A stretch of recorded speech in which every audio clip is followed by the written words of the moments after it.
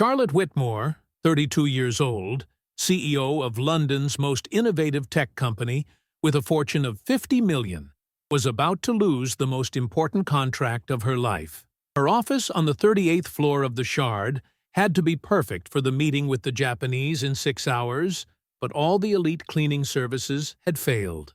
When Oliver Davies, 29 years old, cleaning operative with GCSEs, entered her office with bucket and mop, Charlotte exploded with rage and threw down the challenge that would change everything.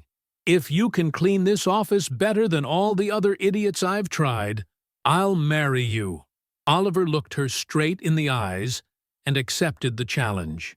What happened in the next 6 hours proved that real talent has nothing to do with university degrees, and that sometimes love is born in the most unexpected places.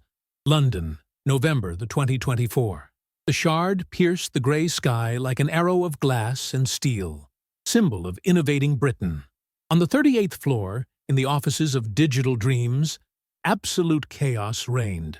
Charlotte Whitmore, 32 years old, was the youngest and most feared CEO in the British tech scene. Computer science degree first-class honors from Cambridge, masters from Harvard, 3 startups sold before 30. She wore a cream-colored Stella McCartney suit that cost an average salary, Jimmy Choo heels that echoed on the marble floors like hammer blows. Perfectly straight auburn hair framed a determined face, green eyes that could freeze or ignite depending on mood. This November morning, the mood was glacial. In 6 hours, she had to meet a Japanese delegation from Sony to sign a $100 million contract. Her office, usually immaculate, was a disaster. Fingerprints on the panoramic windows, dust on the servers displayed like works of art, coffee stains on the white crystal desk. 3 luxury cleaning services had failed miserably. The first had left streaks on the windows. The second had damaged a £500,000 prototype. The third had abandoned the job after hearing Charlotte screaming on the phone. Oliver Davies entered this hell at 8:47 a.m. 29 years old, GCSEs from comprehensive school, born and raised in Bermondsey when it was still working class. He wore the blue uniform of the cleaning company, a bucket in one hand and a genuine smile on his face. He didn't know he'd been sent to the slaughter. Charlotte looked at him like one looks at a bothersome insect. When she explained she needed absolute perfection, that every surface had to shine like a mirror, Oliver listened in silence, studying the office with attentive eyes. The exasperation of weeks of stress exploded in that sentence that would change everything. Oliver smiled and accepted, setting only one condition: 6 hours of work without interruptions. It was mad to agree, but Charlotte was desperate. When she saw Oliver open his personalized toolkit with products never seen and utensils that seemed to come from a scientific laboratory, she began to think this simple cleaning operative was hiding something special. What she didn't know was that Oliver Davies wasn't just any cleaning operative. He was an artist of the invisible. Oliver began working like a surgeon preparing the operating theater. Every movement calculated, every gesture with a precise purpose. Charlotte, forced to stay for a video conference with New York, observed him through the internal glass partition with growing amazement. He wasn't just cleaning, he was transforming the space. Oliver had studied every surface, every angle, every play of light. He knew the panoramic windows had to be cleaned in a specific order to avoid reflections, that marble required a particular technique, that the server LEDs created problems only an expert eye could anticipate. Son of a cleaner and a Ford Dagenham worker, Oliver had started working at 16 to help the family. But while other colleagues did the bare minimum, he'd transformed himself into a scholar. He read chemistry manuals, experimented with products, invented innovative techniques. Charlotte interrupted the video conference for the second time, mesmerized by this man moving through her space with never-before-seen grace. Oliver used a different product for each surface, had precise sequences to avoid contaminating already cleaned areas, treated every object like a piece of art. Around 11 o'clock, Oliver noticed Charlotte was watching him. He smiled at her through the glass with a small gesture. Charlotte suddenly felt embarrassed, like a teenager caught spying. Why did this stranger make her so uncomfortable? And why couldn't she stop looking at him? At 12:30, Oliver had finished half the office. The result was incredible. Not just clean, perfect. Every surface gleamed. The air smelled of natural freshness. Light filtered through the windows, creating atmospheres Charlotte had never noticed. During lunch break, Charlotte couldn't resist. She left her glass aquarium and approached Oliver, who was eating a sandwich sitting on the window ledge overlooking all of London. The conversation was brief, but revealing. Oliver spoke of the soul of spaces, of hidden beauty to be brought out. Charlotte was struck. No one had ever spoken to her about her office like this. Oliver returned to work with that amused smile, and Charlotte went back with her heart beating strangely. What was happening to her? The following hours were the strangest of Charlotte's life. While Oliver transformed her office into a jewel, she waited impatiently for each of his appearances in her field of vision. She watched him move with that almost dancing precision, noticed how he treated every object with respect, how he smiled when achieving the perfect result. At 2 p.m., Oliver began the most delicate zone, the wall of exposed servers, the technological heart that Charlotte proudly showed to investors. Machines worth hundreds of thousands of pounds, where the slightest error could cost a fortune. Oliver approached with the delicacy of a restorer. He'd studied the manuals online, understood that these servers weren't just tools, but symbols of Charlotte's innovation. He cleaned them one by one, making every LED shine, every metallic surface gleam, transforming the technological wall into a futuristic work of art. Charlotte could no longer concentrate. Every time she looked up from the computer, she sought Oliver.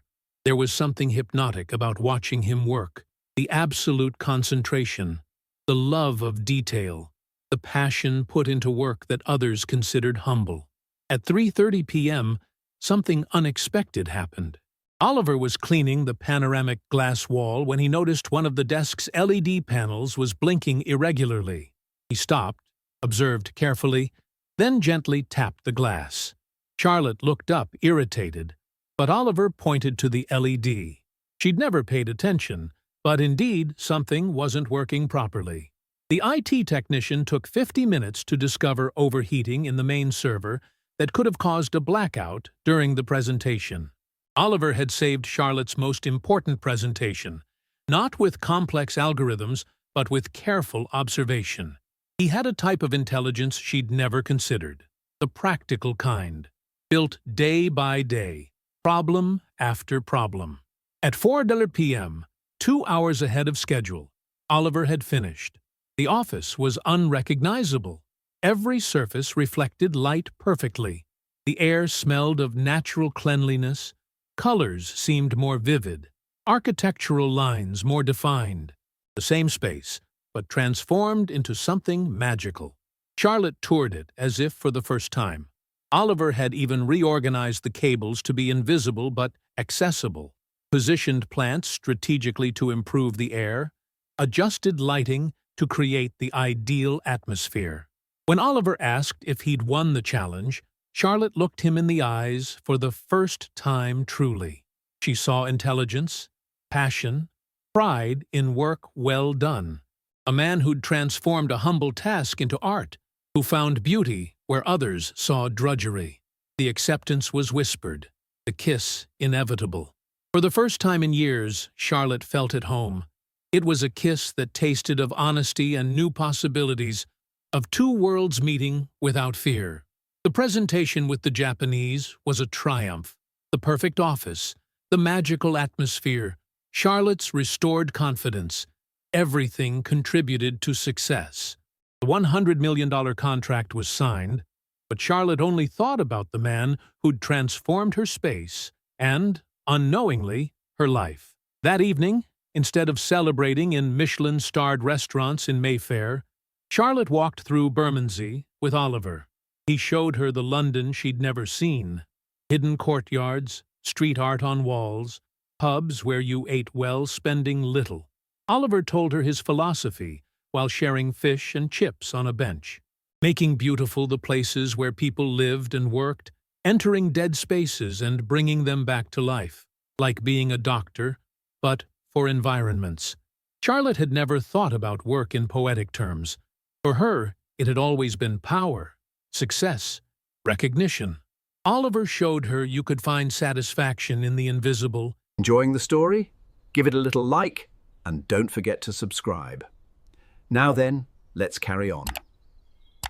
In beauty created for others, without asking anything in return. The following days were complicated. The surrounding world didn't understand. Partners muttered that the CEO was losing her mind over a simple cleaning operative. Tabloids spoke of the tech princess in love with the prince charming with a mop. Charlotte's family was categorical. Her mother, professor at Cambridge, said she'd gone mad. Her father, retired high court judge, threatened to never speak to her again. But Charlotte had discovered something all her professional successes had never given her: peace. With Oliver, she felt herself, didn't have to play roles or prove anything. He looked at her with sincere admiration for what she was, not for what she owned. Oliver faced mockery from colleagues and family worries. But he'd seen something others didn't notice. Behind the CEO's armor was a lonely woman who'd sacrificed everything for success, and now realized she was missing happiness. The crisis came with photos in newspapers and the headline, "The Millionaire CEO and Her Cleaning Toy Boy." The board of directors urgently summoned Charlotte. Partners were furious. Company image at risk. Investors doubting her mental stability. Charlotte found herself facing the dilemma: career or love. That night, she cried for the first time in years, in her $5 million penthouse that seemed a golden prison. Oliver found her vulnerable and frightened, ready to leave so as not to be a burden. Charlotte's response was clear. He was the only real thing in her life. If the world couldn't accept their love, they'd create a new world where social differences counted for nothing. 6 months after that night of tears and decisions, Charlotte and Oliver presented to the world Clean Tech Revolution, the first company uniting advanced technology and cleaning services, proving there were no humble jobs but only people who couldn't see the value in every profession. The idea had been born from Oliver's observation. In a digitalized world, cleaning was becoming increasingly important and complex. A mop was no longer enough. Technical skills were needed to clean servers, laboratories, high-tech spaces. Who better than people who united traditional passion and modern training? Charlotte had invested $10 million personally to create a revolutionary training center. Former cleaning operatives studied basic computing. Engineers learned specialized techniques. The objective: train environmental beauty technicians, professionals who knew as much about cleaning as managing technologically advanced environments. The project attracted European attention. Google, Apple, Microsoft wanted their services for data centers. Hospitals sought them for high-tech operating theaters. Museums wanted them to preserve artworks in controlled environments. But professional success was nothing compared to Charlotte's personal revolution. Oliver had taught her to see beauty in the ordinary, to find satisfaction in work well done regardless of recognition, to measure success in happiness, not just money. Running a company was more rewarding when the purpose wasn't just profit, but improving people's lives.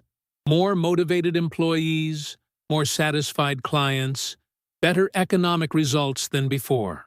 The press, which initially had ridiculed their story, now wrote enthusiastic articles about the couple who'd revolutionized the working world. British and international universities invited them for conferences on social innovation. Oliver found himself explaining his philosophy to audiences of managers and professors. The most moving moment: a letter from Buckingham Palace. The Queen invited them to receive MBEs for proving that innovation comes from uniting different skills and that a person's value doesn't depend on their degree, but on their passion. The ceremony at the palace was surreal. Charlotte and Oliver, who a year earlier had seemed to belong to irreconcilable worlds, were celebrated as an example of how Britain could innovate by uniting tradition and modernity, academic skills, and practical wisdom. During the reception, in their apartment transformed by Oliver into a work of art of simplicity and elegance, Charlotte realized the real revolution hadn't been entrepreneurial, but personal.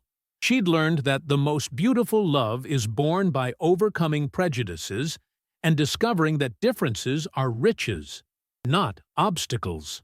2 years after that November morning that had changed everything, Charlotte and Oliver were living the most important day of their lives. They weren't just getting married, but were also inaugurating the first European campus of Clean Tech Academy, the school where managers and cleaning operatives studied side by side.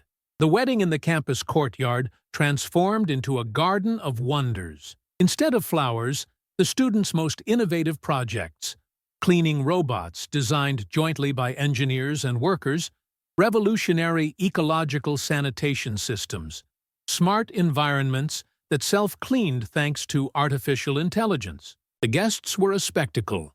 Cambridge professors alongside workers with 40 years' experience, multinational managers discussing with 20-year-old students in elegant suits, but with traces of soap under their nails.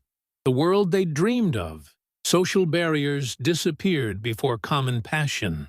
The ceremony celebrated by the Lord Mayor of London, who spoke of two people who'd proved that the most beautiful love is born by overcoming prejudices and discovering that differences are riches, not obstacles. The most moving moment. William, Oliver's father, 81 years old, voice hoarse from half a century of industrial dust.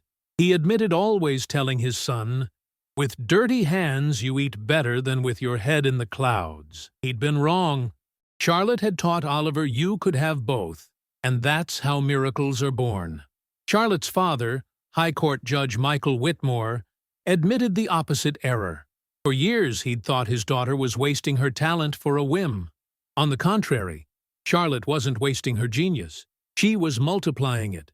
Shared talent becomes innovation, shared intelligence revolution. During the party, laboratory visits left guests speechless.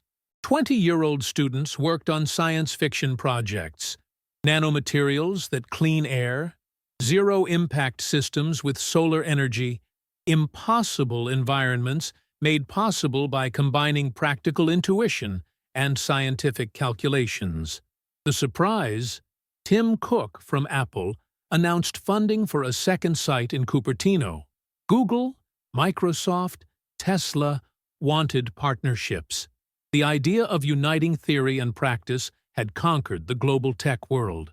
Charlotte and Oliver would become worldwide consultants. Unlimited resources, cutting-edge laboratories, the possibility of training a generation that would revolutionize the global technology industry. Looking into each other's eyes, they saw the same dream. They were really going to change the world. In their old office, where it all began, walls covered with photos, first graduates, completed projects, registered patents. The first contract displayed as a relic, with a plaque telling their story. 3 months later, Californian site with 200 students from 27 countries.